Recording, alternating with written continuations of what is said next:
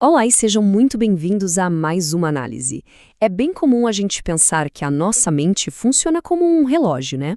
Tudo muito claro, super lógico e previsível. Mas a exploração de hoje nos convida a olhar para as profundezas, para aquilo que simplesmente não é dito e que fica ali, oculto.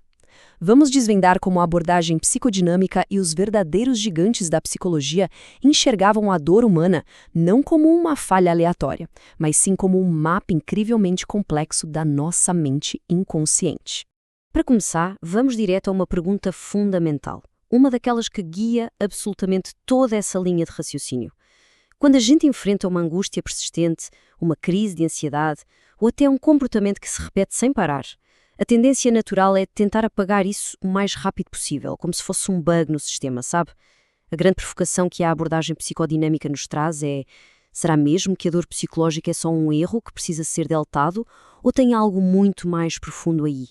Algo que está desesperadamente tentando se comunicar? Olha só que citação fascinante. A grande mudança de perspectiva aqui é perceber que o sofrimento opera quase como um idioma próprio, uma linguagem hipercomplexa. O que aparece na superfície, aquilo que a gente chama de sintoma, é literalmente só a ponta do iceberg. A verdadeira estrutura do sofrimento humano está super enraizada em processos que muitas vezes são completamente inconscientes, cheios de simbolismo e que chegam a se manifestar fisicamente no nosso corpo. Tentar tratar só o sintoma visível seria o mesmo que enxugar o chão sem fechar a torneira que está vazando, entende? Vamos então para a nossa primeira parte, o significado dos sintomas. Afinal, o que esses sintomas estão de fato tentando alcançar? A quebra de paradigma nessa ideia é gigantesca. A nossa mente não está, na verdade, com defeito. Ela está tentando processar experiências que ficaram meio mal resolvidas lá atrás. Incrivelmente, o sintoma é um esforço puro de sobrevivência e adaptação. Quando um trauma, um conflito interno ou uma emoção absurdamente intensa não consegue ser digerida de forma consciente, ou, usando o termo técnico, não consegue ser elaborada, a nossa mente cria o sintoma para dar conta desse peso. É como se fosse um grito de socorro de uma psique lutando para encontrar algum equilíbrio. E isso nos leva à parte 2, 3 perspectivas sobre o sofrimento. É absolutamente crucial a gente entender como 3 teóricos gigantescos decodificaram essa linguagem tão misteriosa do sofrimento. Olha só como essa estrutura compara a visão deles. De um lado, temos o Sigmund Freud, focando totalmente nos conflitos da mente, onde um desejo forte bate de frente com a repressão e o sintoma nada mais é do que essa expressão reprimida voltando meio disfarçada. Aí a gente pula para o Carl Gustav Jung, que enxerga a origem do sofrimento na desintegração da personalidade. Para o Jung, o sintoma é a própria alma tentando se organizar para buscar sentido. E por fim, o Wilhelm Reich traz tudo isso para o nível celular. Ele diz que o sofrimento fica literalmente inscrito no nosso corpo através de bloqueios emocionais, criando o que ele batizou de couraça muscular, que é como uma armadura de defesa. Dando um zoom rápido especificamente na abordagem do Jung, essa imagem traduz perfeitamente a nossa psique, que é super complexa e vibrante, lutando o tempo todo para criar sentido e integrar as partes da personalidade. É isso que o Jung chama de processo de individuação. Ou seja, não é só sobre curar uma doença, é sobre se tornar a versão mais inteira e autêntica de si mesmo. Nessa visão genial, o sintoma aparece exatamente como um alerta vermelho avisando que esse processo vital de integração sofreu uma interrupção. Agora vamos para a terceira parte, decodificando o inconsciente.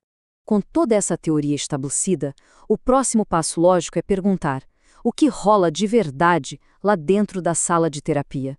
Bom, o terapeuta acaba virando uma espécie de detetive do inconsciente.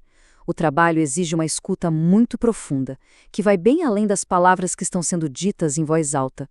É preciso ler as entrelinhas, interpretando tanto o que é óbvio e falado abertamente, quanto aquele conteúdo que está super escondido.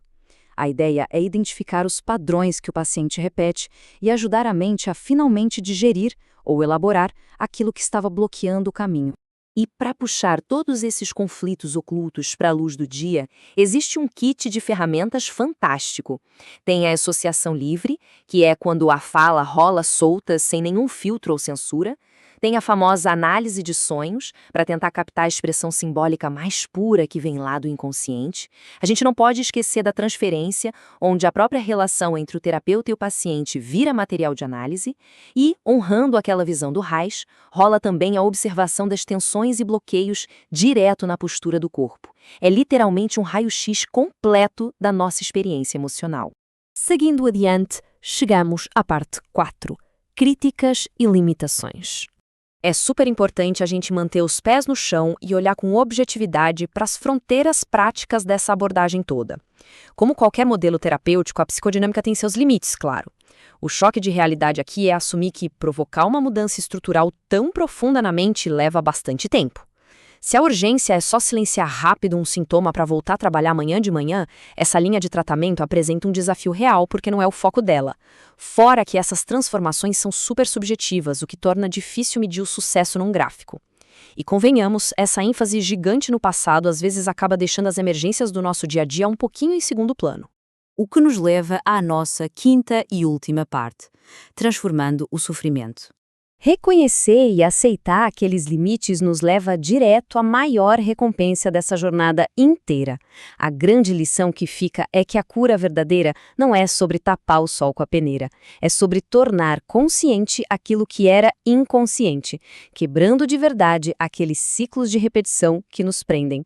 A psicodinâmica não quer só calar o sintoma, ela busca dar um novo significado para a dor. Quando a gente entende a função daquele sofrimento e consegue processar as experiências difíceis, a gente deixa de ser refém do passado e começa a se relacionar com a nossa própria história de um jeito muito mais consciente. Para fechar a nossa análise, fica aqui uma provocação profunda para a gente pensar. Quando observamos os pequenos atritos da nossa rotina, aquelas escolhas que teimam em levar gente para o mesmo buraco de sempre, ou até aquela tensão no ombro que não passa nunca, vale muito a pena perguntar: o que essas histórias não resolvidas estão tentando nos dizer? A mente sempre encontra um jeito de falar. O nosso grande desafio é ter a coragem e as ferramentas certas para escutar.